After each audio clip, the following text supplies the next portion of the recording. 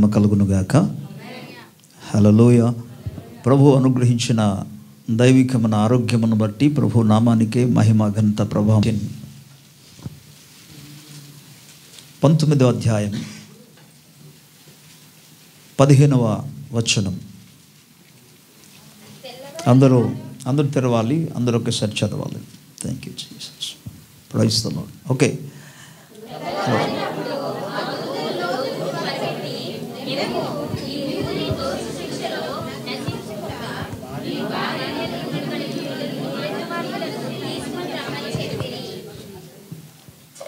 చిన్న ప్రార్థన. ప్రేమ కలిగిన మా తండ్రి, పరిశుద్ధుడా, దయగలిగిన మా దేవ, నీ ఘనమైన నామానికి కృతజ్ఞతాస్తుతులు స్తోత్రాలు చెల్లిస్తున్నాము తండ్రి. వాక్యమైన దేవుడు, ప్రజలు నీవారునైనా, దాసుడు నీవాడు. నీవు మీ యొక్క దాసుని ప్రభువా నీ యందు మరుగుపరిచి నీ ఆత్మాభిషేకంతో నింపి నీ ప్రజలతో మాట్లాడమని ప్రార్థిస్తున్నాం. వినగలిగిన చెవులు, గ్రహించగలిగిన హృదయాలు మా అందరికీ దయచేయము నాయన. నీ ఆత్మ సహమును కోరి నీ కృప మీద ఆధారపడుచున్నాము. పిలిచిన దేవుడు ఎంతైనా నమ్మదగిన వాడవని స్తుతిస్తున్నాయన. యేసుక్రీస్తు ప్రభు నామములో అడిగి పొందుచున్నాము తండ్రి. ఆమేన్. హల్లెలూయా, హల్లెలూయా. మంచిది. మరోసారి దేవాది దేవునికి, సకల సృష్టికి ఆధారమూర్తుడును, విశ్వమంతుడికి మహారాజు అయిన దేవునికే మహిమ ఘనత ప్రభావము కలుగునుగాక. మన ప్రభు అయిన యేసుక్రీస్తు నుండి, తండ్రి అయిన దేవుని నుండి కృప సమాధానము మనందరికీ తోడై ఉండునుగాక. ఈరోజు దేవుని వాక్యంలో నుండి గత 2 వారాల నుండి ఈ యొక్క సందేశము ప్రకటించడానికి ప్రభువు నన్ను ఎంతగానో ఆయన ప్రోత్సాహాన్ని ఇచ్చారు. తెల్లవారినప్పుడు ఆ దూతలు లోతును త్వరపెట్టి, లెమ్ము, ఈ ఊరి దోష శిక్షలో నశించిపోకుండా నీ భార్యను, ఇక్కడనున్న నీ 2 కుమార్తెలను తీసుకొని రమ్మని చెప్పాను. ప్రత్యేకముగా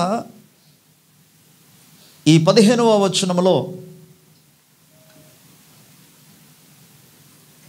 ప్రముఖమైన ఒక విషయాన్ని మనం గమనిస్తాం.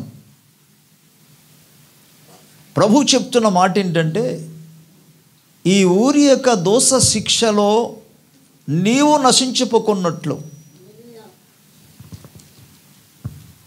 ఈ పట్టణం యొక్క దోష శిక్షలో నీవు నీ కుటుంబ సభ్యులు నశించిపోకున్నట్లు నీవు త్వరగా లెమ్ము, ఈ పట్టణము నుండి శిక్ష తప్పించుకోవడానికి నువ్వు బయటికి వచ్చేయమంటున్నాడు. ప్రభుకి స్తోత్రం చెప్దాం. హల్లెలూయా.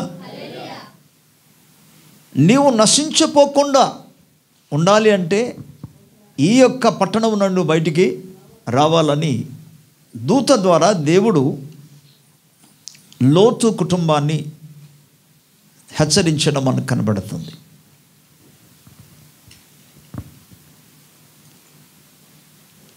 ఎందుకు సొదొమ గొమొర్రా మీదికి దేవుని యొక్క శిక్ష వచ్చింది? శిక్షలు రకరకాలుగా ఉంటాయి, కానీ సొదొమ గొమొర్రా పట్టణం మీదకి వచ్చిన దేవుని యొక్క శిక్ష అతి భయంకరమైనది. ఇంతకు మునుపు మనం 47వ కీర్తన ధ్యానం చేసుకున్నాం. ఏంటంటే, ఆయన భయంకరుడైన దేవుడు అని. ఎంత ప్రేమ కలిగిన వాడో, ఎంత దయగలిగిన వాడో, ఎంత జాలి కలిగిన దేవుడో, ఎంత కనికరము కలిగిన దేవుడో, అదేవిధంగా అంత భయంకరమైన దేవుడు కూడా.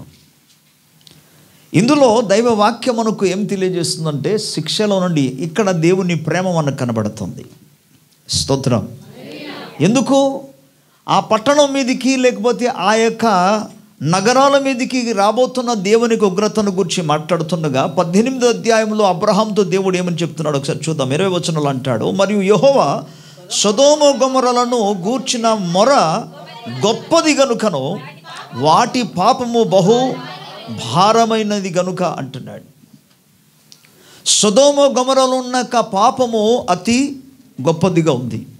భయంకరముగా ఉంది. ఆ పాపము ఒక భారముగా మారిపోయింది.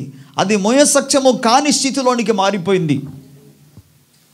అటువంటి స్థితిలో ఉన్న ఈ యొక్క సొదొమ గొమొరను ప్రభు అన్నాడు, నా దగ్గరికి మొర వచ్చిందయ్యా, అప్లికేషన్ చేశారు, పెట్టారు నా దగ్గర, నేను ఒకసారి వెళ్ళి దాన్ని చూడాలి అన్నాడు. దేవునికి మరుగా ఉండేది, దేవునికి తెలియనిదంటూ ఏమీ లేదు. కానీ బైబిల్ గ్రంథంలో పరలోక రాజ్యం ఒక నియమం ఏంటంటే ప్రార్థన చేసినప్పుడే దేవుడు కార్యం చేస్తాడు. ఇది మర్చిపోవద్దు. ప్రార్థన చేస్తేనే ప్రభు స్పందిస్తాడు. ఇది ప్రాథమికమైన నియమం, దేవుని రాజ్య నియమం ఇది. అయితే ఈ వాక్య భాగాలు గమనించినప్పుడు దేవదూత అందుకే 2 వ్యక్తులను సొదొమ గొమొరకు పంపించాడు. అక్కడికి వెళ్ళిన తర్వాత మనం గమనించినప్పుడు ఆ దినాల్లో ఒక నియమం ఉండేది. ఎవరిని సరే, తెలియని వ్యక్తి అయినా సరే, ఎరుగని వ్యక్తి అయినా సరే, పరదేశి అయినా సరే, వారి గ్రామానికి వెళుచున్నప్పుడు యూదులకు ఇప్పటి వరకు కూడా ఒక నియమం ఉంది. ఏంటంటే బయట నుండి ఎవరైనా వస్తే పరదేశులకు వారు పిలుచుకుంటారు, ఇంటికి చేర్చుకుంటారు. అందులో భాగంగా లోతు వెళ్ళిన 2 దూతలను ఏం చేస్తున్నారంటే మనుషులను తన ఇంటికి వాళ్ళు ఏమంటున్నారంటే, అయ్యా మేము ఈ రోడ్డు దగ్గర ఉంటామన్నారు, ఇక్కడే మేము ఉంటాం, రాత్రి ఇక్కడే మేము కాలం గడుపుతాం అని అంటే లోతు వెళ్ళి వాడిని బ్రతుమాలుకొని బలవంతంగా, అయ్యా అలా కాదు, మీరు మా ఇంటికి రండి అని పిలిచి తీసుకెళ్ళాడు. ప్రభుకి స్తోత్రం చెప్తాను. నేటి రోజుల్లో అసలు ఎవరు దైవజనుడు, ఎవరు దేవునికి సంబంధించిన వారు, ఎవరు దేవుని ప్రజలని గ్రహించలేని అయోమయంలో ఉన్నారు ప్రజలు. అక్కడికి వెళ్ళిన దేవదూతలను గురించి మనం గమనించినప్పుడు దేవదూతలు లేరు, కానీ మనుష్యుల రూపంలో వెళ్ళారు. అందుకే హెబ్రీ పత్రిక 13వ అధ్యాయంలో మనం చదువుగలిగితే అక్కడ ఏమి రాయబడిందంటే, వారికి తెలియకుండానే వారు అనేక మందికి దేవదూతలను పరిచర్య వారు ఆతిథ్యం చేశారని పరిశుద్ధ గ్రంథం మనకు తెలియజేస్తుంది. ప్రభుకి స్తోత్రం. నిజానికి ఆ దేవదూతలు అని అన్న వెంటనే దేవదూతలు మాత్రం కాదు, అందులో యేసయ్య కూడా ఉన్నాడు. ఈ 3 మనుషుల గురించి చెప్పబడింది కదా 18వ అధ్యాయంలో ఆదికాండంలో. ఎందుకంటే మొదటి వ్యక్తి యెహోవా దేవుడు, అతడు అబ్రహాముతో మాట్లాడుతున్నాడు. ఆయన యెహోవా యొద్దనే ఉన్నాడు, అబ్రహాము మాట్లాడుచున్నాడు. ఈ లోపల 2 వ్యక్తి ఎక్కడికి వెళ్ళారని రాయబడి ఉంటుంది. వీళ్ళిద్దరు వ్యక్తుల్లో ఒకడు యేసుక్రీస్తు ప్రభు. ప్రభుకి స్తోత్రం చెప్తాం. హల్లెలూయా. యేసు ప్రభు అని ఎలాగ చెప్పేస్తారు పాస్టర్ గారు, మీరు ఎలాగ మీరు చెప్పగలరు? కానీ మన అందులో లేఖన భాగంలో మనం గమనిస్తే దూతలు అనే పదము కాకుండా 19వ అధ్యాయంలో మీకు క్లారిఫై చేయడానికి ఈ మాట తెలియజేస్తాను.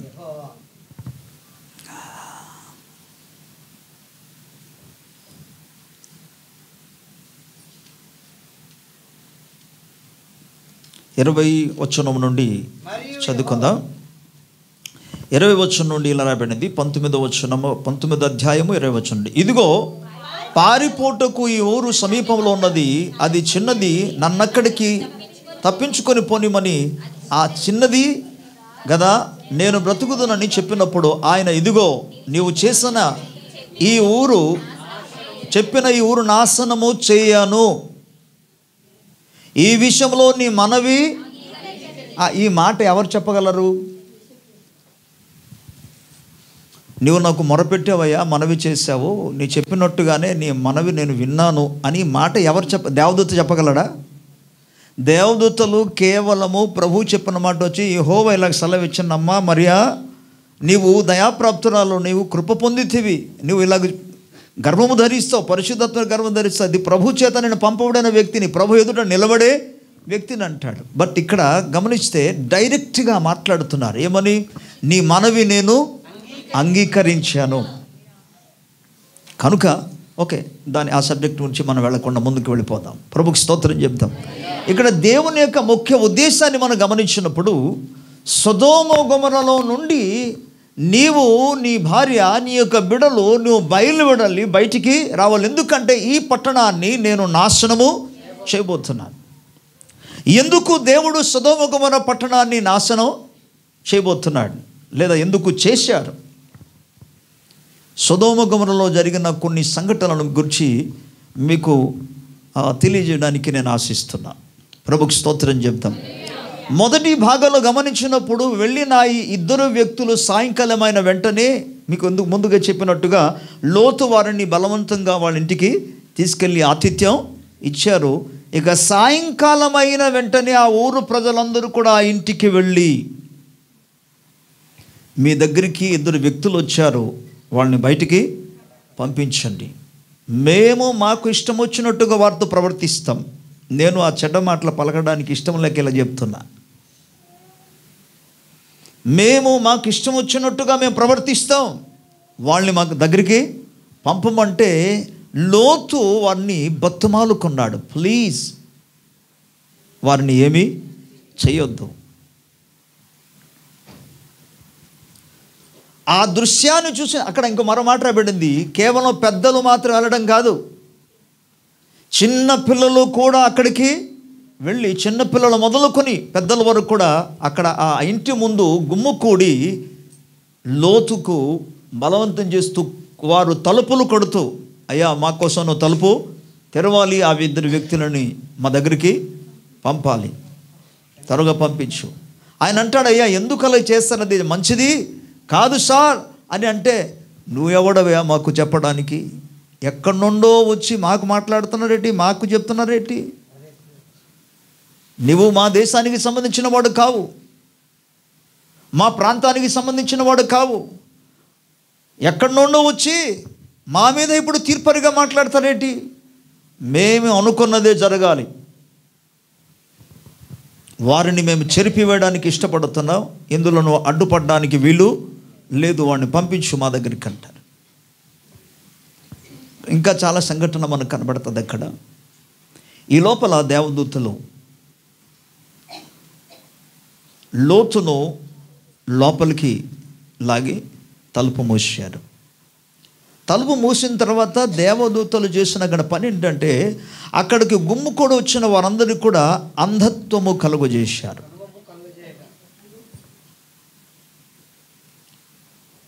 వారికి అంధత్వము కలుగజేయడం మూలముగా, అంధత్వం అంటే కనబడలేని పరిస్థితికి వచ్చేస్తుంది, కనిపించడం లేదు, అందుకు వారికి తడుము కూడా మొదలు పెట్టారు. వాళ్ళకి దారి కనబట్టలేదు, ఎక్కడున్నారో వాళ్ళకి తెలియటం లేదు, వాళ్ళందరూ వెతుకుతూ అలాగూ అటువంటి కన్ఫ్యూజన్ స్థితిలో వారు ఉన్నప్పుడు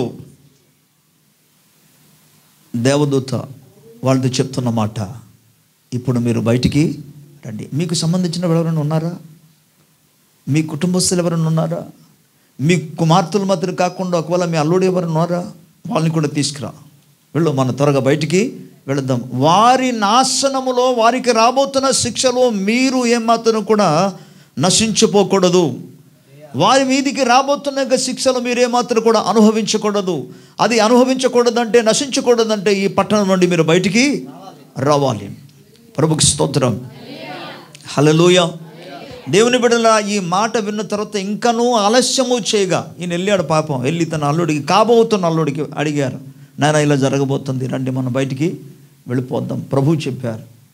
వాళ్ళు ఎగతాళి చేశారట, హేళన చేశారు, గేలి చేశారు. ఏం జరిగిపోద్ది, అవన్నీ కూడా ఒట్టిదే అంటూ హేళన చేస్తే, ఇక ఒకవైపున లోతు కాబోతున్న అల్లుళ్ళ కొరకై తన ప్రాణం కొద్దిగా లావుతుంది. అందుకే లేఖనం ఏమిటో తెలుసా, ఆయన కొంత ఆలస్యము చేశారు, లేదా తడవు చేశారని రాయబడింది. తడవు చేస్తే దేవుని యొక్క దూతలు తన చేతులు పట్టుకొని, వారు ఇక నలుగురి చేతులు పట్టుకొని పట్టణం నుండి ఈడ్చుకొని బయటికి తీసుకెళ్ళిపోయినట్టుగా లేఖనం అని తెలియజేస్తుంది. ఓకే, ప్రభుకి స్తోత్రం చెప్దాం. అంటే ఆ పట్టణంలోనే పాపం ఎంత భయంకరమైనదంటే, చిన్న బిడ్డలు మొదలుకొని పెద్దల వరకు కూడా దుష్కార్యములు చేయడానికి మనస్సు కలిగిన వారు. అది కేవలం దేవుని దగ్గర మొరపెట్టింది మాత్రం కాదు, వారు కన్నులారా ఇప్పుడు చూశారు, వారు చెవులారా విన్నారు, దేవునికి కన్ఫర్మ్ అయిపోయింది. ఎందుకంటే ఈ 18వ అధ్యాయంలో మనం చూసుకున్న 20వ వచనంలో దాని యొక్క పాపము, దాని యొక్క మొర, దాని యొక్క భారము చాలా గొప్పదిగా ఉన్నదని విన్నాను, కనుక ఒకసారి వెళ్ళి చూస్తానన్నాడు. ఎగ్జాక్ట్గా మొర పెట్టినట్టుగానే, తన దగ్గర విజ్ఞాపన ప్రార్థన చేసినట్టుగానే, దేవుని సన్నిధిలో వారు విన్నపం చేసినట్టుగానే కనబడింది. దేవుని కోపం వారి మీదకి వచ్చింది, దేవుని ఉగ్రత వారి మీదకి వచ్చింది. వినండి, ఈ సందర్భంలో నువ్వు ఎంతటి వాడైనా సరే దేవుని సముఖంలో నిన్ను నువ్వు తగ్గించుకొని ఆయన వాక్యమునకు విధేయత చూపి పరిశుద్ధం కలిగి జీవించవలసినదే. ఇందులో ఎటువంటి షార్ట్కట్ లేదు, ఇందులో ఎటువంటి ఇక బతిమాలు కూడా మందు ఉండదు. శిక్ష తప్పదు. కనుక ఆ శిక్షలో నుండి నువ్వు తప్పించుకోవడానికి అందులో నుండి నువ్వు బయటికి రావాలి. ప్రభుకి స్తోత్రం. ఇప్పుడు ఆ పట్టణం అని నేను చెప్పలేను, కానీ గమనించండి, కొన్ని పట్టణ పరిస్థితి కూడా ఆ విధంగా ఉన్నది. ఒక విధంగా ఆలోచన చేస్తే సొదొమ గొమొర్రా పట్టణము కంటే కూడా నేటి దినాల్లో ఉన్న మన దేశముఖ పరిస్థితి కానీ, రాష్ట్ర పరిస్థితులు కానీ, కొన్ని పట్టణాల పరిస్థితులు మనం చూస్తే వాటికంటే భయంకరంగా మారిపోయింది. అమెరికా దేశంలో ఫస్ట్ టైం మరలా తిరిగి ట్రంప్ వచ్చిన తర్వాత ఫస్ట్ సంతకం పెట్టింది ఎక్కడంటే, మా దేశ వ్యవస్థలో కేవలం పురుషులు మరియు స్త్రీలు మాత్రం ఉంటారు అన్నారు. ఆ మాటకు అర్థమేంటి తెలుసా?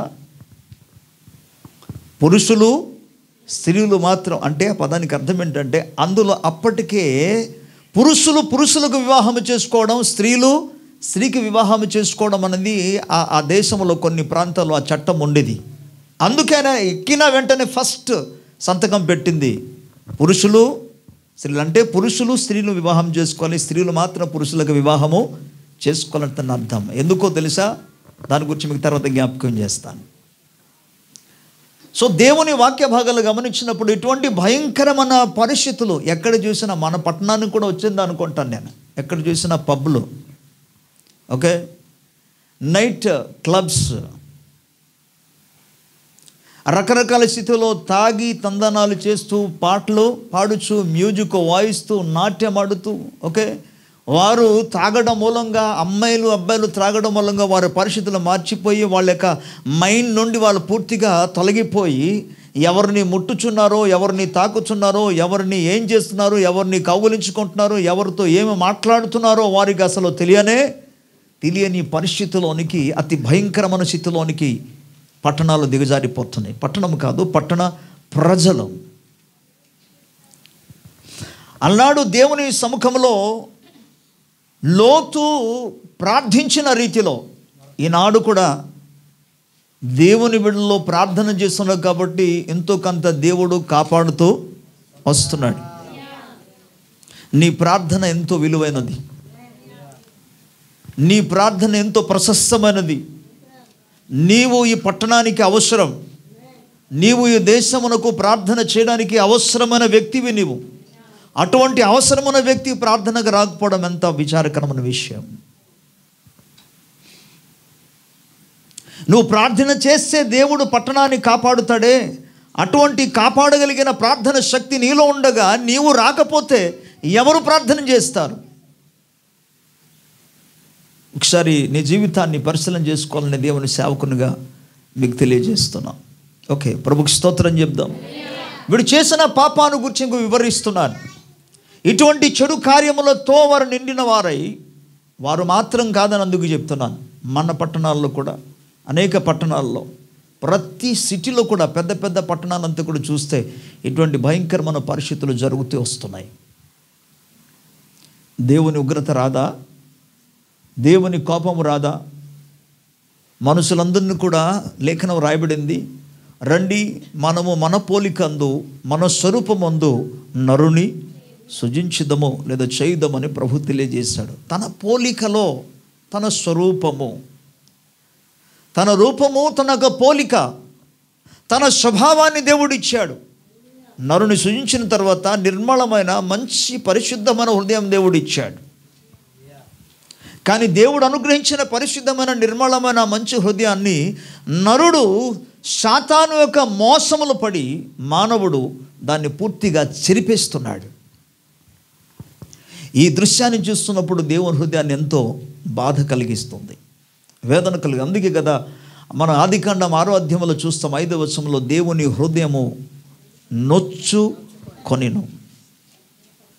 వారు చేసిన చెడు కార్యాన్ని బట్టి, వారు చేసిన యొక్క చెడుతనాన్ని బట్టి, వారి యొక్క దుష్కార్యమును బట్టి దాన్ని చూచినప్పుడు దేవుని హృదయము నొచ్చుకొన్నది.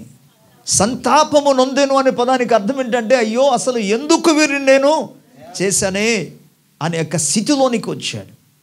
వీళ్ళని తయారు చేయడం మూలంగా, వీరిని కలుగజేయడం మూలంగా, వీరిని నేను సృజించడం మూలముగా వారు నన్ను మహిమపరుస్తాను అనుకున్నాను, నన్ను సంతోషపరుస్తాను అనుకున్నాను, కానీ వారు నా హృదయానికి వేదన కలుగజేశారే అయ్యో అని స్టేజ్లోనికి వచ్చాడు దేవుడు.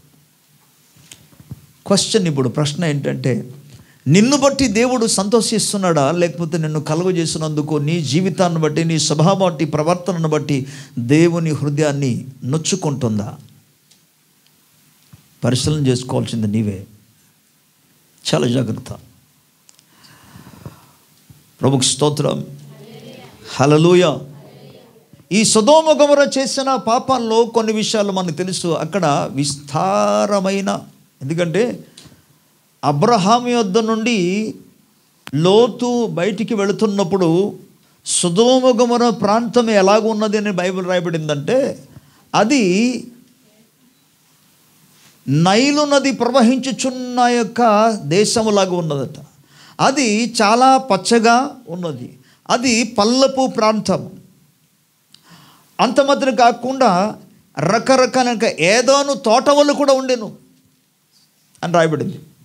అందుకు అటువంటి స్థలానికి వెళ్ళి, అటువంటి ప్రాంతానికి వెళ్ళి క్షేమంగా ఉందామనుకున్నారు.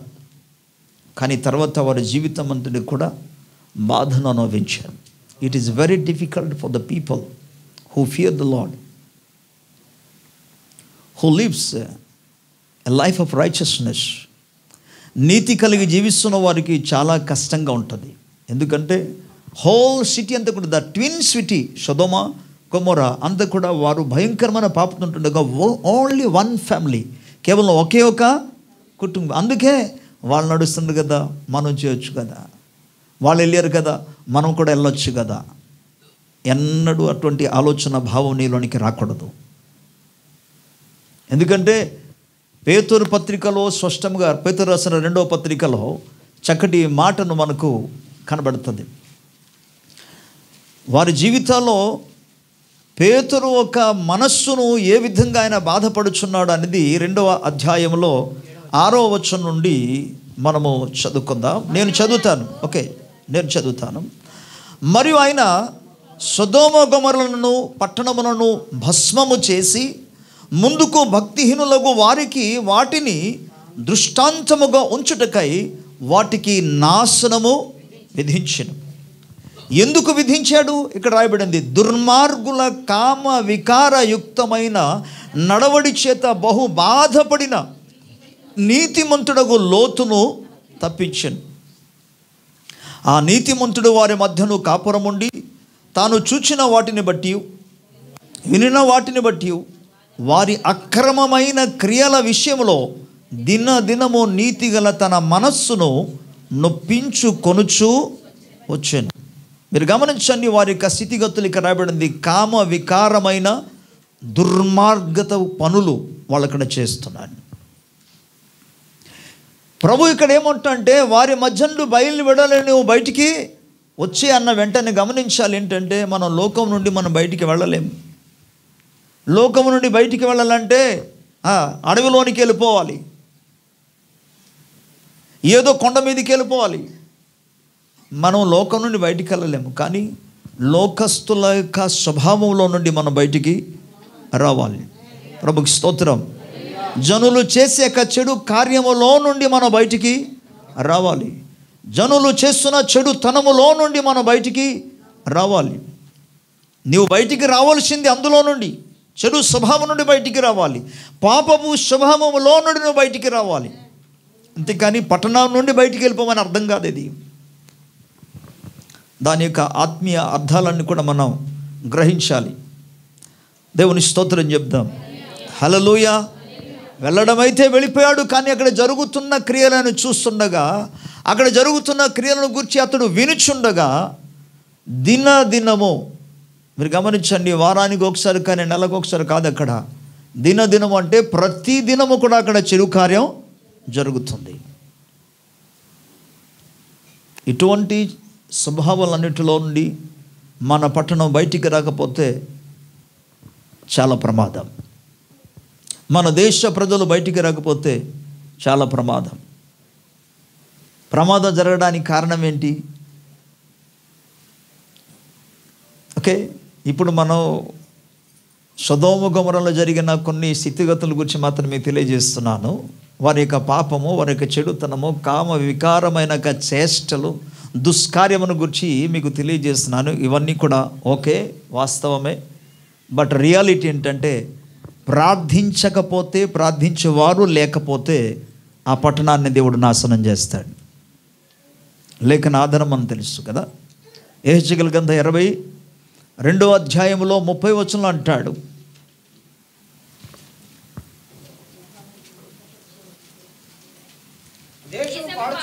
దేశము పాడు చేయకున్నట్లు ప్రాకారమును దిట్టపరచుటకును బద్దలైన సందులలో నిలుచుటకును తగినవాడు ఎవడని నేను ఎంత వెతకినను ఒక్కడైనను కనబడలేదు.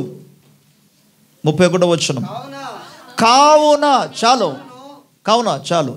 కావున నేను ఎంత వెతికినా, మీరు 22వ అధ్యాయం గమనిస్తే, చదువుకుంటే ఆ 22వ అధ్యాయంలో అతి భయంకరమైన చెడు కార్యములు, పాపపు క్రియలు, దుష్టక్రియలు, ఓకే, దేవుని హృదయాన్ని నొప్పించగలిగిన క్రియలను చేసిన వాళ్ళు కనబడతారు అక్కడ. A to Z. ఎక్కడి నుండి అని అంటే, అక్కడ ప్రధానులు మొదలుకొని, అధికారులు మొదలుకొని, యాజకులు మొదలుకొని, సామాన్య ప్రజలు మొదలుకొని ప్రతి ఒక్కరు కూడా దేవుని దృష్టికి హేయులుగా, అసహ్యులుగా జీవిస్తున్నారు. ఈ క్రియలను చూసినప్పుడు దేవుని కోపం వారి మీదకి దిగివచ్చింది. శిక్ష విధించడానికి ప్రభు వచ్చాడు. కానీ ఈ మధ్య ఒక అవకాశం ఇచ్చాడు. ఏంటి అవకాశం తెలుసా? బద్దలైన సందులలో నిలబడి వారు ఎవరైనా ఉంటారా, ప్రాకాలను దిట్టపరచగలిగిన ఎవరైనా దొరుకుతారా అని ఆయన వెతికినా ఒక్కడు కూడా. అప్పుడు రాయబడింది, కావున నేను నా క్రోధమును. ఓకే, చాలు, ప్రభుకి స్తోత్రం చెప్దాం.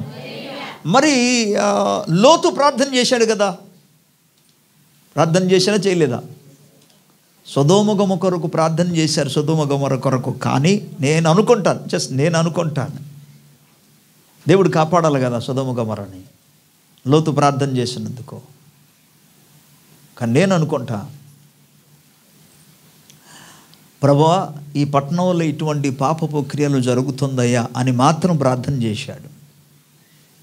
క్షమించు ప్రభువా, కాపాడు ప్రభువా, రక్షించు ప్రభువా.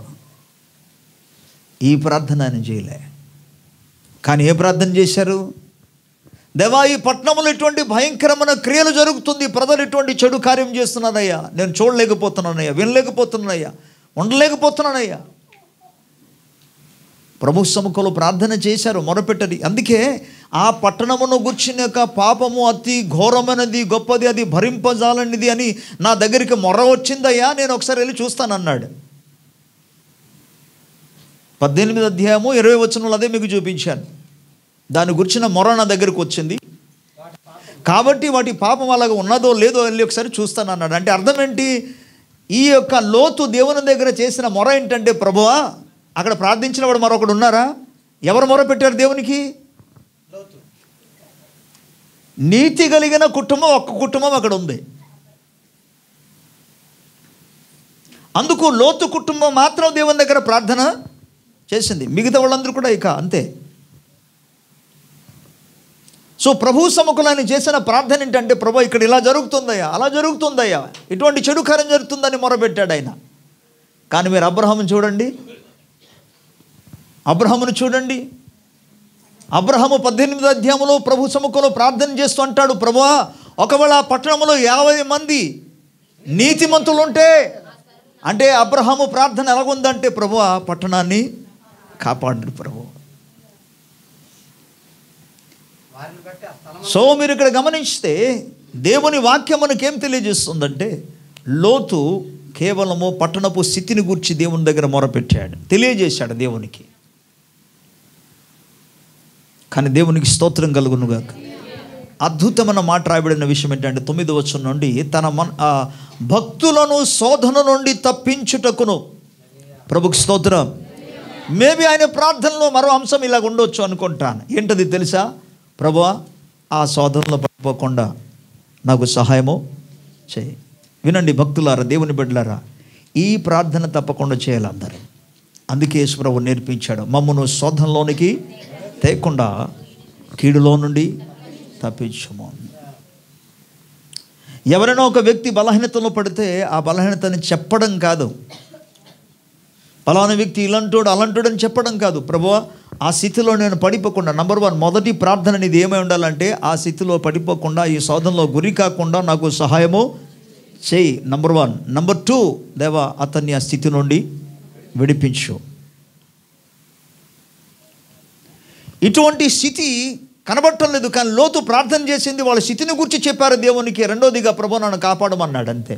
వారిని కాపాడమని ప్రార్థన చేయలే. ఓకే, మనం గమనిస్తే ఇటువంటి వాళ్ళ స్థితిని గురించి మళ్ళీ మనం కిందకు వెళ్ళిపోదాం.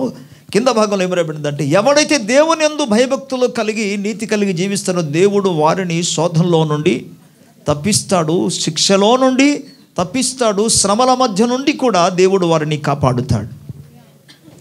ప్రభుకు స్తోత్రం చెప్దాం గట్టిగా, హల్లెలూయా. అందుకే భక్తులను శోధన నుండి తప్పించుటకును దుర్నీతి పరులను ముఖ్యముగా మలినమైన దురాశ కలిగి శరీరానుసరముగా నడుచుకొనుచు ప్రభుత్వమును నిరాకరించుచు శిక్షలో ఉంచబడిన వారిని తీర్పు దినము వరకు కావలిలో ఉంచుటకును ప్రభువు సమర్థుడు. ఈ సొదొమ గొమొర్ర వారు చేసిన తప్పిదాల్లో పాపాల్లో మరికొన్ని విషయాలు మనకు కనబడుతుంది. ఏంటంటే, వారు దుష్కార్యం మాత్రం చేయడం కాకుండా దురాశ కలిగి ఉన్నారు, శరీరానుసరముగా నడుచుకున్నవారు. దేవుని బిడ్డ, నీవు శరీరానుసరంగా నడుస్తున్నావా, ఆత్మానుసరంగా నడుస్తున్నావా? ఆత్మానుసరులు ఆత్మ సంబంధమైన వాటి కొరకు మనస్సు కలిగి ఉంటారు, ఆత్మ సంబంధమైన వాటి కొరకు ప్రయాసపడతారు, ఆత్మ సంబంధమైన వాటిని నెరవేర్చడానికి ప్రభు దగ్గర తమ్ము తాము సమర్పించుకుంటారు. శరీరానుసరులు లోకానుసరులు, లోకాన్ని వెంబడిస్తారు. శరీరానుసరులు శరీర సంబంధమైన క్రియలే చేస్తారు, వాటి మీద వారి మనస్సు ఉంటుంది. శరీర క్రియల గురించి మనకు పరిశుద్ధ గ్రంథంలో స్పష్టంగా యేసు ప్రభు మనకు తెలియజేశాడు. అపోస్తలుడైన పౌలు కూడా గలతీ పత్రికలో మనకు తెలియజేశాడు. 5వ అధ్యాయంలో మనం 19వ వచనం చూస్తే, శరీర కార్యములు స్పష్టమై ఉన్నవి అని అక్కడ ఆ శరీర కార్యాల గురించి అక్కడ తెలియజేశాడు. ఇక్కడ మనం గమనించినప్పుడు వారు నాశనమునకు గురి అవ్వడానికి కారణం వారి యొక్క కామ వికారమైన చేష్టలు, దుష్కార్యములు, దుష్ట ప్రవర్తనలు, అలాగే శరీర సంబంధమైన కార్యాల గురించి మనం చూస్తాం. తర్వాత భాగంలో మనం గమనిస్తే, వారు ప్రభుత్వమును నిరాకరించుచు, అందుకే ప్రభుత్వము కొరకు ప్రార్థన చేయాలి. ప్రభుత్వములో దేవుడు సమస్తాన్ని క్రమపెట్టినట్టుగా, నియమాలను కూడా మార్చినట్టుగా దేవుడు మార్చడానికి సమర్థము కలిగిన దేవుడు. ఒకవేళ అక్కడ అటువంటి స్థితిలో ఉన్నా సరే కాపాడడానికి దేవుడు సమర్థము కలిగిన వాడు. ఎందుకంటే దానియేలును దేవుడు కాపాడాడు, ఎస్తరును యూదులను దేవుడు కాపాడాడు. ప్రభుత్వాన్ని మార్చారు. దేవుని స్తోత్రం. అందుకే యేసన్న గారు చక్కటి పాట రాశాడు, యూదా స్తుతి గోత్రపు సింహమా, నీ ప్రజల నెమ్మదికై రాజాజ్ఞ మార్చింది నీవేనని, అహమును అణచి అధికారులను అధముల చేసిన నీకు. ఇక్కడ చరణాన్ని మనం గమనించినప్పుడు, నీ ప్రజల నెమ్మదికై రాజాజ్ఞలని మార్చవయ్యా. కాబట్టి రాజ్యాజ్ఞలు, అధికారములు, రాష్ట్రాలు, కేంద్రాలు, ప్రభుత్వంలో ఎటువంటి నియమాలున్నా దేవుడు ఆ నియమాలన్నీ కూడా మార్చడానికి సమర్థము కలిగిన దేవుడు ఆయన. ప్రభుకి స్తోత్రం. But the children of God they should have to pray. వారు ప్రార్థన చేయాలి. ఆయన మారుస్తాడు. అంతేకాకుండా శోధన నుండి తప్పిస్తాడు. దానియేలు అదే పట్టణంలో ఉన్నాడు, అదే రాజ్యంలో ఉన్నాడు, అదే అధికార స్థానంలో ఉన్నాడు. కానీ దానియేలు ప్రార్థన చేశాడు కనుక శోధన నుండి దేవుడు తప్పించగలిగాడు. ఓకే, ప్రభువు ప్రార్థిస్తున్న వారికి, నీతిమంతులకు వారి యొక్క శ్రమలో నుండి తప్పించడానికి సమర్థుడు. అదే సమయంలో దుష్కార్యము చేస్తున్న వారికి తీర్పు తీర్చి శిక్ష విధించడానికి కూడా సమర్థుడు ఆయన. సో ప్రభుత్వాలను అందుకే మనం ఏమాత్రం కూడా నిరాకరించకూడదు. వారి కొరకు మనం ప్రార్థన చేయాలి. నెక్స్ట్ లేఖన భాగంలో, తర్వాత వాక్య భాగంలో మనం చూస్తే, వీరు తెగువ గలవారును స్వేచ్ఛాపరులను. మీరు గమనించండి, వీరు తెగువ గలవారు, అలాగే స్వేచ్ఛాపరులు. స్వేచ్ఛాపరులు ఏంటి స్వేచ్ఛ? వారు స్వేచ్ఛగా జీవించడానికి ఇష్టపడతారు. తమకు ఇష్టం వచ్చినట్టుగా జీవిస్తారు. మరి సొదొమ పట్టణాలు అదే కదా చేశారు. వాటిని ఇక్కడ జ్ఞాపకం చేస్తున్నాడు, రిమైండ్ చేస్తున్నాడు. స్వేచ్ఛ అనే పదానికి అర్థం ఏంటంటే వారికి ఎవరు అడ్డు రాకూడదు, ఎవరు కూడా వాళ్ళని ఏది అడగకూడదు. బాబు ఇది మంచిది కాదు అనకూడదు ఎవరు. అలా కాదు బాబు, ఇలా చేస్తే బాగుంటుంది అమ్మ అని చెప్తే వాళ్ళకి అసలు ఇష్టం ఉండదు, అసలు చెప్పకూడదు. అంతే, వాళ్ళకి స్వేచ్ఛ కావాలి. స్వేచ్ఛ కావాలని చెప్పే ఆదాము హవ్వలు దేవుని మాటకు అవిధేయత చూపించి తినకూడని పండ్లు వారు తిని దేవుని యొక్క రాజ్యము నుండి, దేవుని యొక్క కృప నుండి, దేవుని యొక్క ప్రభావము నుండి, దేవుని శక్తి నుండి, దేవుడు అనుగ్రహించిన దయ నుండి వాళ్ళు పూర్తిగా కోల్పోయి ఏదోను తోట నుండి వేరు చేయబడ్డారు. వేరు కాదు, వెలివేయబడ్డారు, వెళ్ళగొట్టబడ్డారు.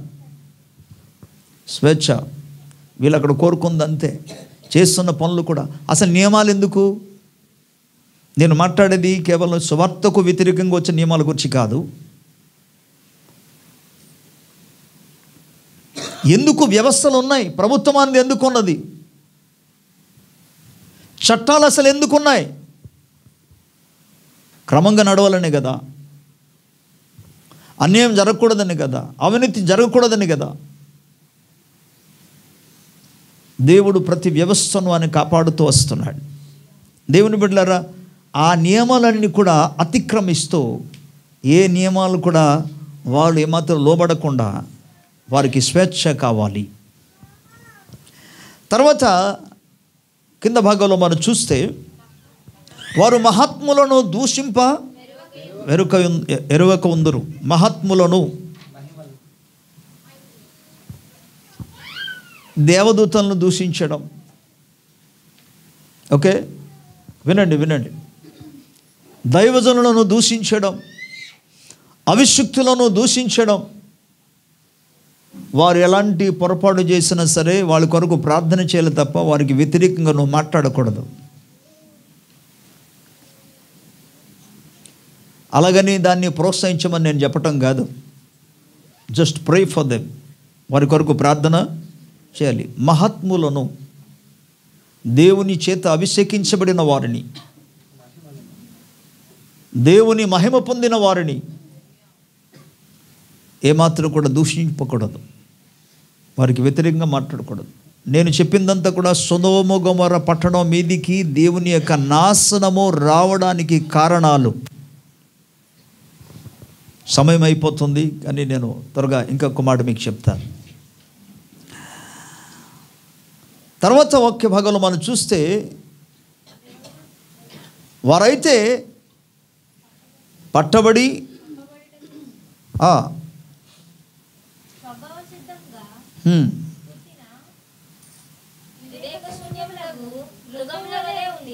తమకు తెలియని విషయములను గూర్చి దూషించుచు తమ దుష్ప్రవర్తనకు ప్రతిఫలంగా హాని అనుభవించుచు తాము చేయు నాశనముతోనే తామే నాశనము పొందుదురు. వారైతే పట్టబడి చంపబడుటకే స్వభావ సిద్ధముగా పుట్టిన వివేక శూన్యములగును మృగము వలె ఉండి ఏమి మాట్లాడతారో వారికి తెలీదు. వివేక శూన్యంతో మాట్లాడతారు. అది క్రమానుసరమైనదా కాదా అని వాళ్ళు గ్రహించరు. వివేక శూన్యమైన ప్రజలు. ప్రియులారా, మన కుటుంబాల్లో కానీ సంఘములో కానీ సమాజంలో కానీ మనం మాట్లాడినప్పుడు వివేకము కలిగి మాట్లాడాలి. మన ప్రభు మనకు నేర్పించిన విషయం ఏంటి తెలుసా? మీరు పాము వలె వివేకములను పావురము వలె నిష్కపటులై ఉండుడి. అందుకే వివేకము కలిగి మనం మాట్లాడాలి. అందుకే ఏం మాట్లాడుచున్నామో తెలుసుకోవాలి. ఇక్కడ వారికి తెలియని విషయాన్ని గురించి కూడా మాట్లాడతారు. ఒక్కొక్కసారి వేరే వ్యక్తిని గురించి మనకు తెలియకపోయినా మనం మాట్లాడిస్తుంటాం. నువ్వు చూసావా, అక్కడ ఏం జరిగిందో నువ్వు చూసావా, నిజానికి అసలు ఎందుకు అది జరిగిందో నీకు తెలుసా? నీకు తెలియకుండా, నువ్వు చూడకుండా, అక్కడ ఉన్నది వాటిని నువ్వు కన్నులను చూసి వినకుండా ఎవడో చెప్పిన వాటిని దాన్ని పట్టుకొని అలా చెప్పేస్తావా? తెలియని వాటిని గురించి వారు మాట్లాడతారు. ఇలాంటి బుద్ధి అసలు సంఘ విశ్వాసాలు ఉండకూడదు. ఓకే, ప్రభుకు స్తోత్రం చెప్దాం. ఇంకా చాలా విషయాలు ఉన్నాయి, కానీ ఇంకొక లేఖన భాగంలోనికి వెళ్ళిపోదాం. అందులో మీకు ఎక్కువ వివరించకుండా యెహెజ్కేలు గ్రంథం 16వ అధ్యాయం.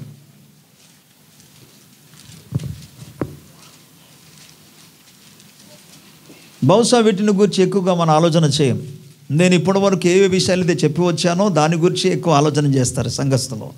కానీ ఇక్కడ చూడండి, చాలా విచిత్రమైన మాట ఇక్కడ రాయబడి ఉంటుంది. ఇజ్రాయేల్ దేశానికి దేవుడు ఏం చేశాడంటే ఒక తల్లిగా పోల్చాడు. షామ్రోనుకు అక్కగా పోల్చాడు. 48వ వచనం నుండి నేను చదువుతాను. నీవును నీ కుమార్తెలను చేసినట్లు నీ చెల్లెలైన సొదొమనైనను దాని కుమార్తెలను చేసిన వారు కారని నా జీవముతోడు ప్రమాణము చేయుచున్నాను. ఇదే ప్రభువు యెహోవా వాక్కు. మీరు చూడండి, దేవుడు ఇజ్రాయేలు ప్రజలతో మాట్లాడుతున్నారు. వాటిని గురించి ధ్యానం చేయక మునుపు అసలు సొదొమ గురించి ముందు మనం ఆలోచన చేద్దాం. 49వ వచనం. నీ చెల్లెలైన సొదొమ చేసిన దోషమేదనగా దానికిని దాని కుమార్తెలకును కలిగిన గర్వమును ఆహార సమృద్ధియు నిర్విచారమైన సుఖస్థితియు అనున్నదియే. అది దీనులకును దరిద్రులకును సహాయము చేయకుండెను. సొదొమ చేసిన మరో పాపం. అసలు వీటిని గురించి ఎక్కువ మంది ఆలోచన చేయరు. ఇక్కడ చూడండి, చేసిన పాపం ఏంటి? నంబర్ 1 గర్వం, నంబర్ 2 ఆహార సమృద్ధి, నిర్విచారమైన సుఖ స్థితి, దీనులకు దరిద్రులకు ఏమాత్రం కూడా సహాయము. గర్వం ఎక్కడొచ్చింది? దేనికి వచ్చింది? ఆ తర్వాత వచనాలు మనం చూసుకుంటే అందువలన గర్వం వచ్చింది. ఎందుకంటే ఆహార సమృద్ధి కదా, ఆహార సమృద్ధి తనకున్నది. ఈ ఆహార సమృద్ధిని బట్టి నిర్విచారము కలిగి ఉన్నది. నిర్విచారం బట్టి సుఖాన్ని అనుభవిస్తుంది. గమనించండి, ప్రభువు ఇచ్చిన వాటిని బట్టి మనం సంతోషించాలి. ప్రభు ఇచ్చిన వాటిని బట్టి మనం దేవునికి కృతజ్ఞతాస్తుతులు చెల్లించాలి. ప్రభు ఇచ్చిన వాటిని ప్రభు మహిమ కొరకు మనం ఉపయోగించాలి. ప్రభుకి స్తోత్రం, హల్లెలూయా. కానీ సొదొమ గొర్రెని ప్రభు అంతగా ఆశీర్వదిస్తే, సొదొమ గొర్రె ప్రజలకు ప్రభు దీవెన కలుగజేస్తే, ఫలవర్తంగా మారిస్తే, వారికి ఆహార సమృద్ధి ఇస్తే, వారు ఆహార సమృద్ధిని అనుభవిస్తూ మాకు ఇంతగా ఆహారం ఉన్నదని చెప్పి, మాకు సంపద ఇంతగా ఉన్నదని చెప్పేసి, ఇంతగా మేము సమకూర్చుకున్నామని చెప్పుకుంటూ వాళ్ళు గర్వించి ప్రవర్తించారు. ఉన్న వాటిని బట్టి వారు సుఖాన్ని అనుభవించారు. లూకాసువార్త 12వ అధ్యాయంలో మనం చూస్తాం, ఒక ధనవంతుడు ఉండేను. వాడు పంటలు విత్తనం ఇస్తే పంట విస్తారంగా వచ్చిందట. విస్తారమైన పంట వచ్చిన వెంటనే ఆ పంట ఏమో చిన్న చిన్న గదులన్నీ కూడా పడగొట్టేసి ఇక దాన్ని ఇంకా పెద్ద పెద్ద గదులుగా మార్చి ఈ సంపాదించిన లేకపోతే ఈ ఆయన పండించిన పంట తీసుకొచ్చి అక్కడ పెట్టాడు. పెట్టిన తర్వాత అంటాడు, నా ప్రాణమా తిను, త్రాగు, సుఖించు. ఎవరి గురించి ఆలోచన నీకు అక్కర్లేదు, అవసరంలే. ఎవడేమైనా పర్లేదు, తిను, తాగు, సుఖించు. తినొచ్చు, కానీ తిండిపోతుగా ఉండకూడదు. తాగుబోతుగా ఉండకూడదు. దేవుడిచ్చిన వాటిని అనుభవించు, కానీ అతిగా మారిపోద్దు. అపరిమితముగా అనుభవించడానికి ప్రయత్నం చేయకు. ఇచ్చిన వాటిని బట్టి ప్రభువును ఎప్పుడు కూడా దేవుని ఎడల కృతజ్ఞత కలిగి జీవించు. స్తోత్రం. సరే వచ్చారు, వెర్రివాడ, ఈ రాత్రే నీ ప్రాణము అడుగుచున్నారు, ఏం చేస్తావయ్యా, నీ సిద్ధపరిచిందంతా ఇప్పుడు ఏమవుతుంది అన్న తర్వాత కింద వచనాలు ఏమంటారంటే, దేవుని ఎడల కాక తమ కొరకే ధనవంతులైన వారు, దేవుని ఎడల ధనవంతులు కాక తన కొరకే ఎవరైతే ధనవంతులు అవుతారో అలాగనే ఉండనంటే వాళ్ళ ప్రాణం కూడా తీసుకెళ్ళిపోతాడని అర్థం. నేను ఇక్కడ ఏమి కలిపేసి చెప్పటం లేదు, ఉన్న వాటిని చెప్తున్నా. అంటే దేవుడిచ్చిన వాటిని ఏం చేయాలి, దేవుని, అందుకే మరలా చెప్తున్నాను, దేవుని ఎడల ధనవంతులు కాక. అంటే దేవుని ఎడల ధనవంతుడు అంటే అర్థం ఏంటి? దేవుని మహిమ కొరకు, దేవుని రాజ్య వ్యాప్తి కొరకు, సంఘము ఒక క్షమాభివృద్ధి కొరకు ప్రభుకి స్తోత్రం చెప్దాం.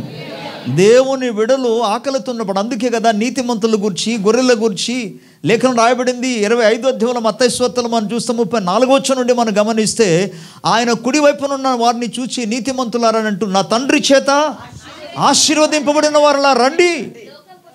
ఎందుకు అని అంటే అక్కడ ప్రశ్న కూడా ఇచ్చారు. ఆ ఇచ్చిన ప్రశ్నకు వాళ్ళు అడుగుతున్నారు, ప్రభువా మేమెప్పుడు అన్నారు. అరే కాదురా నాయన, నన్ను బట్టి, నా పేరును బట్టి, నా యందు విశ్వాసం ఉంచిన వారిని ఒకరికి ఇలా ఈ విధంగా నువ్వు మేలు చేసావు కాబట్టి, తినడానికి ఇచ్చావు కాబట్టి, ధరించడానికి ఇచ్చావు కాబట్టి, సహాయం చేసావు కాబట్టి, వారు అనారోగ్యంలో ఉన్నప్పుడు వెళ్ళి వారిని దర్శించావు కాబట్టి, చెరసాలలో ఉన్నప్పుడు నువ్వు వెళ్ళి వారిని పరామర్శం కాబట్టి, పరదేశులుగా ఉన్నప్పుడు వారిని నువ్వు చేర్చుకున్నావు కాబట్టి నన్ను చేసినట్టే. అంటే ప్రభు అనుగ్రహించిన వాటిని ఎందుకు ఉపయోగించారు వీళ్ళు, ఈ నీతిమంతులు? ఓకే, దేవుని రాజ్య వ్యాప్తి కొరకు, దేవుని సంఘ క్షమాభివృద్ధి కొరకు, దేవుని బిడల అవసరం తీర్చబడటంలో, దేవుని బిడల ఆకలితో ఉన్న వాడిని ఆకలి తీర్చుటలో ప్రభుకి స్తోత్రం చెప్తాను. ఈ స్థితిలోనికి సుధముగా రాలేదు. పండించిందంతా కూడా సంపాదించుకున్న తర్వాత నాకు ఇంత ఉన్నదని చెప్పి గర్వించడమే కనబడింది. ఆ గర్వము మూలముగా నాశనమయ్యారు. తర్వాత లేఖనాలు మనం గమనించినప్పుడు పిల్లరా, గర్వం మాత్రం కాకుండా అది నిశ్చింత కలిగి ఉంటుంది. నాకేం చింత అని, నిర్విచారము కలిగి ఉంటుంది కదా. ప్రత్యేకంగా మనం ఇంకొక స్థితి చూస్తే సుఖస్థితి, సుఖభోగాల కోసం ప్రయత్నం చేయకూడదు క్రైస్తవుడు. స్తోత్రం. తినడానికి, త్రాగడానికి, ధరించడానికి, ఉండడానికి ప్రభు ఇచ్చాడంటే చాలు అన్నాలంటే ప్రభుని స్తుతించాలి. స్తోత్రం. హల్లెలూయా. బాగా సుఖించిన వాళ్ళు చేయగలిగింది ఏంటి? ఇంకా చెప్పాలంటే చచ్చిపోయిన తర్వాత నరకానికి వెళ్తారు. ఓకే, ప్రభు ఏది ఇస్తే అందులో మనం సంతోషించాలి. దేవుని స్తోత్రం. మీకు ఇక్కడదే చెప్తా, ఇక్కడే చెప్తాను. ఇక్కడ నుండి మనం కాకాని నగర్ నుండి ఓకే ఎన్ఏడి కాలనీకి, ఎన్ఏడి దగ్గరికి వెళ్దాం అనుకోండి, జంక్షన్ దగ్గరికి. ఒకడు సైకిల్ పట్టుకొని బయలుదేరాడు, ఇంకొకడు బైక్ పట్టుకొని బయలుదేరాడు, మరొకడు కారు పట్టుకొని బయలుదేరాడు. ఇక్కడ తేడా ఏంటి తెలుసా? సైకిల్ పట్టినవాడు అక్కడికి వెళ్తాడు, బైక్ పట్టినవాడు అక్కడికి వెళ్తాడు, కారు పట్టుకున్నవాడు కూడా అక్కడికి వెళ్తాడు. కాబట్టి చిన్న తేడా ఏంటంటే సైకిల్ కొద్ది నెమ్మదిగా వెళ్తుంది, కానీ చేరడం మాత్రం అక్కడికి చేరుతాడు. మనుషులందరూ కూడా ఒక దినాన్న తప్పకుండా మరణించాలి. మరణిస్తారు, ఇందులో సందేహము లేదు. ఈ లోకాన్ని విడిచిపెట్టి వెళ్ళవలసిందే. అక్కడికి వెళ్తాడు. నువ్వు ఏమి తిన్నా, ఎంత గొప్పవాడైనా సరే, ఎంత హోదా ఉన్నా సరే, ఎంత అధికారం కలిగి ఉన్నా సరే. పాపం నేను అనుకుంటా, మరి దేవుని గురించిన జ్ఞానం లేకపోయినా, ఓకే, అలెగ్జాండర్ ద గ్రేట్ చక్కటి మాట చెప్పాడు ఆయన. నేను చనిపోయిన తర్వాత, ఓకే, ఆ బాక్స్లో 2 కన్నాలు చేసి నా 2 చేతులు పైకి ఉంచాలన్నాడు. ఏంటి సార్ అలాగంటున్నారు, అర్థం కాలేదని అన్నాడు. ఈ లోకంలో నేను అనేక దేశాలు గెలిచాను, కానీ అనేక సంపద నా దగ్గర ఉన్నది, కానీ నేను వెళ్ళిపోయినప్పుడు తీసుకెళ్ళేది ఏమీ లేదని, ఒట్టి చేతుల్లోనే వెళ్ళాలని ప్రజలందరికీ తెలియాలని చెప్పి 2 చేతులు పైకి ఉంచమని చెప్పాడట. ఒట్టి చేతులు అలాగా. తనకు వచ్చిన జ్ఞానం దేవుని బిడ్డలు కొంటే ఎంత బాగున్నాం. దేవుని బ్రతులారా, అసలు ప్రభు బిడ్డలు మనం ఎరిగి ఉండాలి ఏంటంటే, nobody will take anything from this world. ఈ లోకం నుండి ఎవ్వడు ఏమి తీసుకెళ్ళడు. అందుకే నీవు కనికరించే వ్యక్తిగా ఉండాలి. సుఖస్థితి కోసం ఆలోచన చేసి నీ జీవితాన్ని పాడు చేసుకోవద్దు. ప్రభు అంటున్నాడు, వారి మీదకి వచ్చిన నాశనము నీవు అనుభవించుకున్నట్లుగా, నీకు ఆ నాశనము తగలకున్నట్టుగా వారి మధ్య నుండి నీవు బయటికి రా. ప్రభుకి స్తోత్రం చెప్దాం. హల్లెలూయా. దేవుని బిడ్డలారా, ఇప్పుడు ఒక భయంకరమైన మాట ఇక్కడ చెప్పాడు. ఇప్పటి వరకు మీకు చెప్పింది దేనికోసం? నేను మాట్లాడిందంతా కూడా సొదొమ గొమొర్రా గురించే. పేతురు పత్రికలు చూపించింది కూడా సొదొమ గొమొర్రా గురించి. ఆది కాండంలో నుండి మీకు చూపించింది సొదొమ గొమొర్రా గురించి. యెహెజ్కేలు గ్రంథంలో మీకు చూపించింది సొదొమ గొమొర్రా గురించి మాత్రమే. అటువంటి స్థితిలో నుండి మనం బయటికి రావాలి. బట్ ఇక్కడ చెప్పబడిన 48 వచనంలో ఏమన్నాడంటే, నీ చెల్లెలు అన్నాడు. సొదొమ అట చెల్లి. సొదొమ చెల్లి అంటే ఇక్కడ ఆ చెల్లి అన్న వెంటనే మనం గమనించాలి, అక్క ఉందని అర్థం. అక్క చెల్లికున్న తేడా ఏంటి? సరే, చాలా విషయాలు ఉంటాయి, కానీ అక్క అన్న వెంటనే పెద్ద, సింపుల్గా అక్క అంటే పెద్ద, చెల్లి అంటే ఇక్కడ ఇజ్రాయేల్ దేశంలో సొమరోను గురించి దేవుడు మాట్లాడితే ఏమంటున్నాడంటే, నీ చెల్లి అయిన సొదొమ అన్నాడు 48 వచనంలో. ఓకే, నీ చెల్లి అయినా 49 వచనంలో అన్నాడు, నీ చెల్లి అయినా సొదొమ అన్నాడు. అంటే అమ్మ చెల్లి అన్న వెంటనే నువ్వు చిన్నది కాబట్టి ఇంకా నీది తక్కువ, మీ చెల్లిది ఏమో తక్కువ, నువ్వు అక్క కాబట్టి నీది ఎక్కువ. ఇప్పుడు చూడండి, తక్కువ స్థితిలో ఉన్న వారి విషయంలోనే దేవుడు ఆ సొదొమ పట్టణం మీదకి ఎటువంటి శిక్ష రప్పించారు అని అంటే, అగ్ని గంధకముల చేత వాటిని దహింపచేశాడు.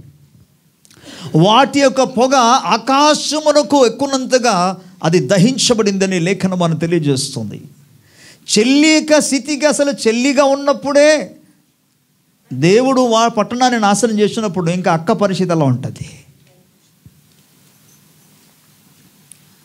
అందుకే సుఖభోగాల కొరకు ప్రయత్నం చేయొద్దు.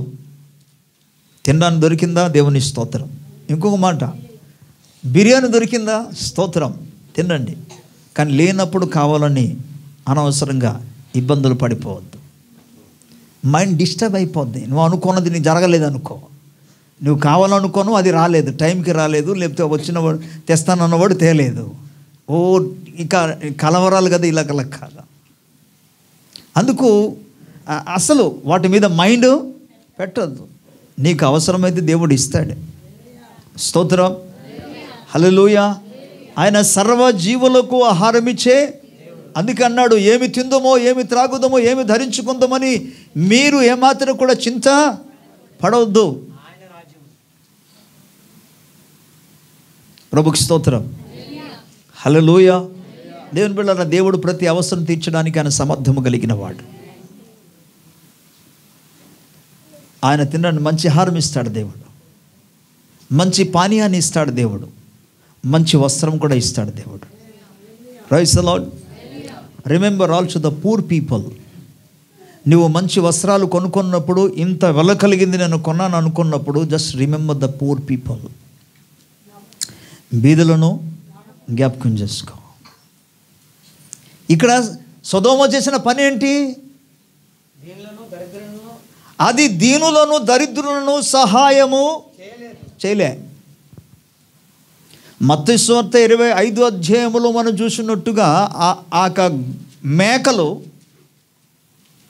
అనీతిమంతులు వారికి లేక కాదు, తినడానికి ప్రభు ఇచ్చిన, ధరించడానికి ప్రభు ఇచ్చిన, ఇతరులకు ఏమాత్రం లేని వారి పట్ల ఎటువంటి కనికరము వారికి లేదు. అందుకే వారు ఎవరు తెలుసా? చెప్పడానికే నాకు సంశయం కలుగుతుంది. శపించబడిన వారు. శపించబడిన ఎప్పటికైనా నరకానికి పాత్రులారు. దేవుని వాక్య ఆధార ప్రకారముగా దేవుని ప్రజలారా, దైవజనమా, మనం వీటన్నిటిలో నుండి బయటికి రావాలి. ప్రకటన గ్రంథం 17వ అధ్యాయం మీరు తర్వాత చదువుకోండి, ఇప్పుడు టైం అయిపోయింది, నేను చెప్పను. 17వ అధ్యాయంలో తన యొక్క సుఖస్థితిని గురించి కనబడుతుంది. అక్కడ తాను శరీరమునకు కావలసిన అంతా కూడా పై నుండి క్రింద వరకు తినుటలు కానీ, త్రాగుటలు కానీ, ధరించుకుంటూ కానీ, అలంకరించుకుంటలు కానీ అన్నిటి కూడా తాను అనుభవిస్తూ సుఖించుచున్నది అని రాయబడి ఉంటుంది. అక్కడ సుఖభోగాన్ని అనుభవించింది అని. ఆమె ఎంతగా సుఖభోగాన్ని అనుభవించిందో అంతగా ఆమె మీదకు దేవుని యొక్క ఉగ్రత వచ్చింది. అందుకంటాడు, నా ప్రజలారా, దాని శిక్షలో మీరు పాలు కాకున్నట్లుగా అక్కడి నుండి మీరు బయటికి రండి. ఇది 17వ అధ్యాయంలో మనం చూడగలం. ప్రకటన గ్రంథం 17వ అధ్యాయంలో. ప్రభుకు స్తోత్రం చెప్దాం. ఓకే, ఎటువంటి శిక్షను దేవుడు ఇచ్చాడు సొదొమ గొమొర్రాకి? అగ్ని గంధకములో. అమెరికా దేశంలో మనకు తెలిసిన వార్త, కాలిఫోర్నియా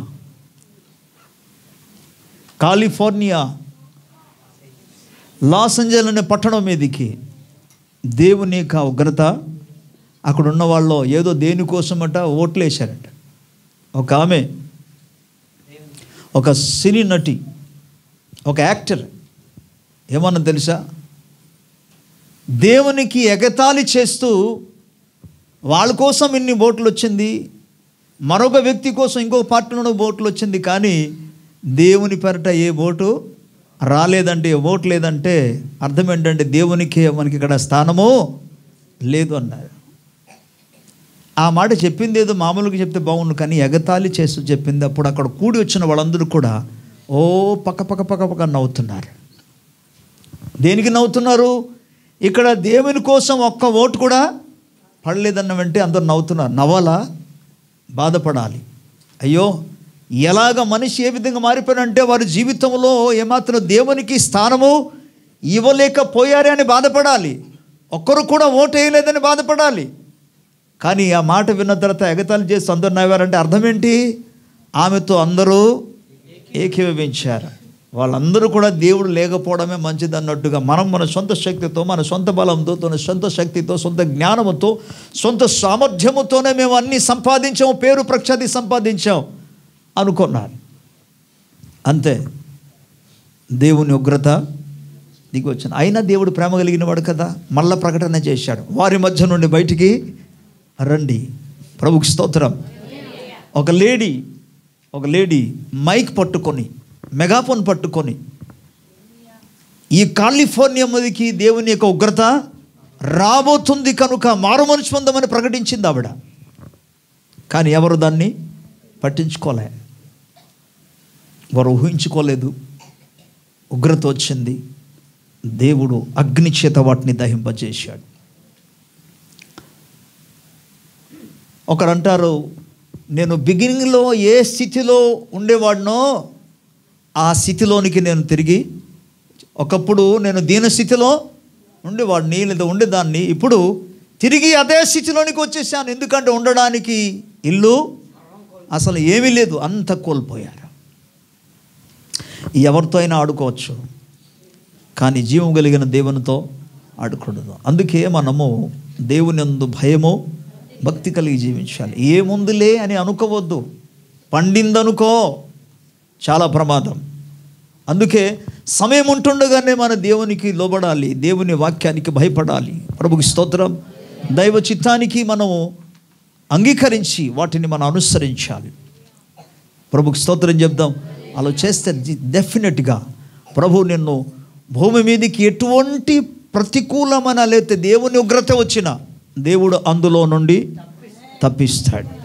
ఆయన భక్తులను తప్పించే దేవుడు, ఆయన రక్షించే దేవుడు, ఆయన కాపాడే దేవుడు. స్తోత్రం. ఆయన ముందుగా మాట్లాడి అందులో నుండి బయటికి తీసుకెళ్ళగలిగిన దేవుడు ఆయన. స్తోత్రం. ఒక్క ఇల్లు మాత్రం మిగిలింది అక్కడ కాలిఫోర్నియాలో. చుట్టూ ప్రాంతం అంతా ఇల్లంతా కూడా పూర్తిగా స్మాష్ అయిపోయింది.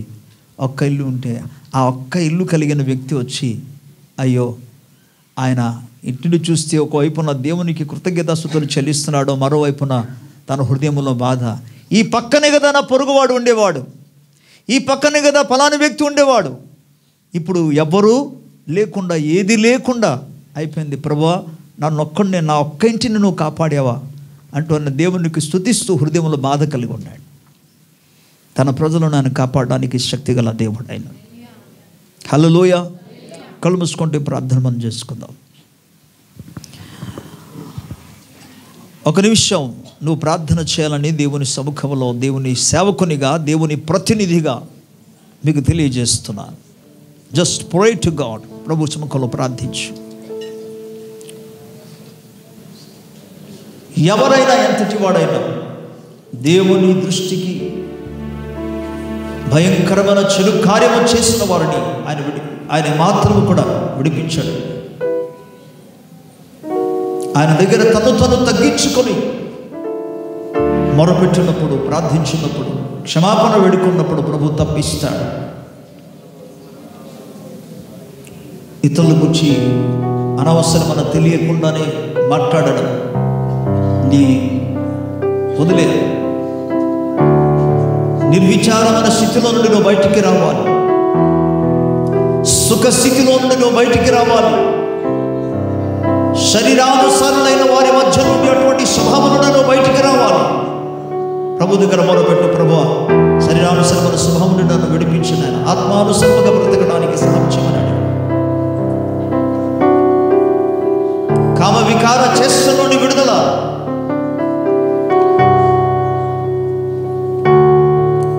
గర్వము నుండి విడుదల కలిగించమని మొరపెట్టు ప్రభు సముఖంలో. ఒకవేళ నీవు కలిగి ఉన్న దాన్ని బట్టి నువ్వు అతిశయించవేమో. ప్రభు వాక్యం సెలవిస్తుంది, అతిశయించేవాడు ప్రభువును బట్టి మాత్రం అతిశయించవలెను.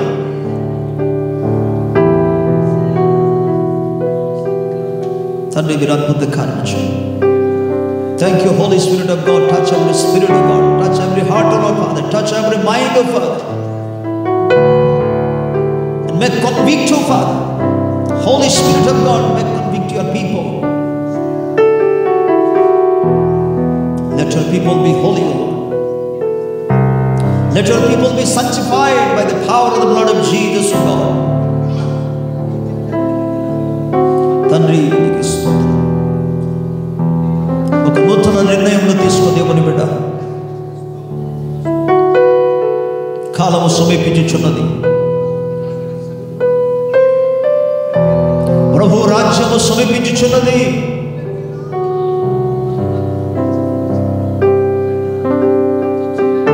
నీవు నీ కుటుంబంలో ఏ విధంగా ప్రవర్తించాలని వాక్యం సెలవిస్తుందో, సంఘంలో ఎలాగ నడుచుకోవాలని దేవుని వాక్యం సెలవిస్తున్నదో, సమాజంలో ఏ విధంగా నడుచుకోవాలని దేవుని వాక్యం మనకు మాట్లాడుతున్నదో ఆ రీతిగా మలచమని ప్రభు దగ్గర మొరపెట్టు. ఆ రీతిగా నన్ను తయారు చేయమని మొరపెట్టు. ప్రేమ కనికరము కలిగిన మా దేవా, నీ ఘనమైన గొప్ప నామానికి మేము కృతజ్ఞతాస్తుతులు చెల్లిస్తున్నాం ప్రభువా. నీ మాటలు ప్రతి హృదయంలో నాటబడాలి ప్రభువా. లార్డ్, శరీర క్రియలన్నిటిలో నుండి విడుదల కలిగించమని ప్రార్థిస్తున్నామయ్యా. ప్రతి విధమైన చెడు కార్యములటువంటి దుష్కార్యము నుండి ప్రభువా నాయన విడుదల కలుగునుగా కనైనా లార్డ్, వాటిని మీరు కాల్చండి నాయన. మనుషులను కాదు ప్రభువా, చెడు స్వభావాలను కాల్చమని మేము ప్రార్థిస్తున్నాం. దుష్కార్యము చేయుచున్న వారిని కాదు నాయన, దుష్కార్యాన్ని లయపరచమని మేము ప్రార్థిస్తున్నాం.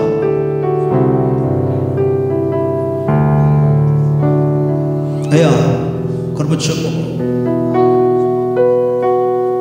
నీ రాకడలో నీ బిడ్డలు ఎత్తబడి గొప్పలు ఉండలాగను నాయన సహాయం. దుష్టు నుండి కాపాడండి ప్రభు. ఏ ఒక్కరిని ఎటువంటి శోధంలోనికి తేకుండా నాయన ప్రతి విధంగా కీడులో నుండి తప్పించాడయ్యా. కాపాడండి. తమ్మును తాము కాపాడుకొనిచున్నాను అనేకులను ప్రభువనైనా అయ్యా అగ్నిలో నుండి లాగునట్లుగా అనేకులని వైపు త్రిప్పగలిగేటట్లు నీ శక్తితో నింపండి. బలపరచు. మహిమ మీరే పొందు. యేసయ్య నామములో అడుగుచున్నాము తండ్రి. ఆమేన్.